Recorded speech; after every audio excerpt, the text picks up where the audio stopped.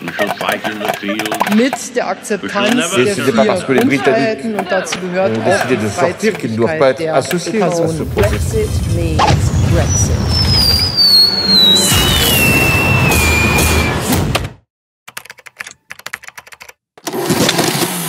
Hello and welcome to the second episode of the Brexitometer, brought to you by the Martens Centre. I'm Angelos and I'm joining you again from King's College London.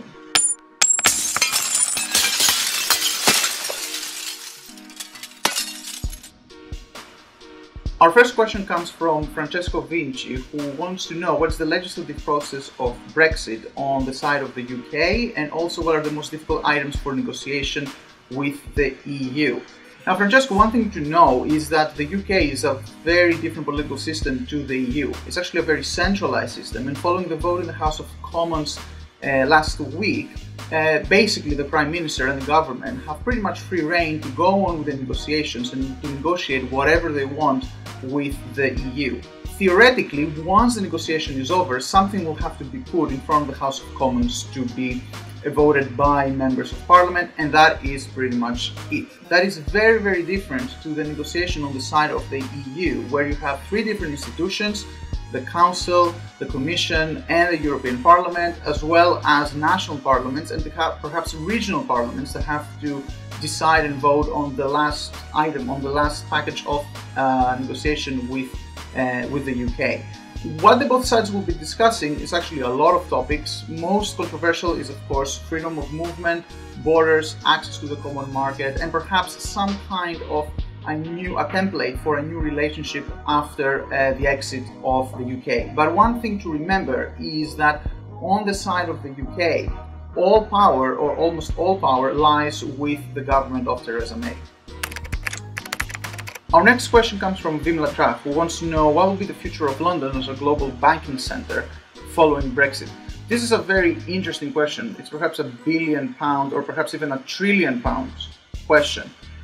Unfortunately, right now we don't know much about it because there's a lot of uncertainty about what a final deal between the UK and the EU will contain. A main point of contention is to what extent the UK will agree to submit its interactions, its market interactions with the EU, to some kind of independent, impartial dispute resolution mechanism. Now, of course, the common market has this kind of dispute resolution mechanism today, and it is the European Court of Justice.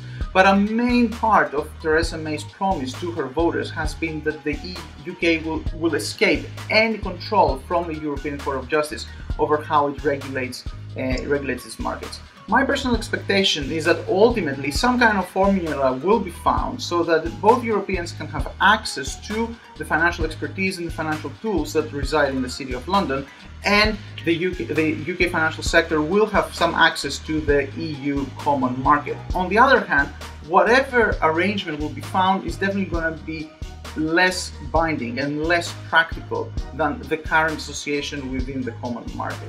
That means that we should expect at least some small parts of financial services, banks, etc. to move from the city to some other European cities. Dublin is something people are talking about. Paris or Frankfurt are also potential destinations for some aspects of financial services. We should expect London to remain a major banking and financial hub, but perhaps some of its business operations will move to other European cities to ensure access to the EU. Our final question for the day comes from Nikola Veselinovic, who wants to know what will be the future of the transatlantic relations following Brexit. Now, Nicola, the main problem in the future of the transatlantic relations is not so much the UK, but the new president of the US, Donald Trump. This is what puts the transatlantic relationship in severe uncertainty. What role can the UK play in this relationship? I actually think that the UK might actually be a constructive presence in this relationship, if anything, because right now Donald Trump seems to like Theresa May more than any other European leader. Then again, with Trump, you never really know.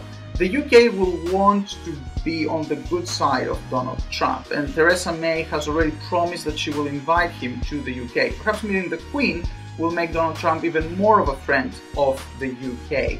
On the other hand, Trump also has to understand, and will probably understand, that the EU is a much bigger, much more important partner in the world than what the UK alone is. The danger for the UK is to basically be stuck with the worst of both worlds, not receiving any of the favors that Trump promises to it, and on the other hand, the Europeans getting really annoyed if the UK is seen as pandering too much to the new US president.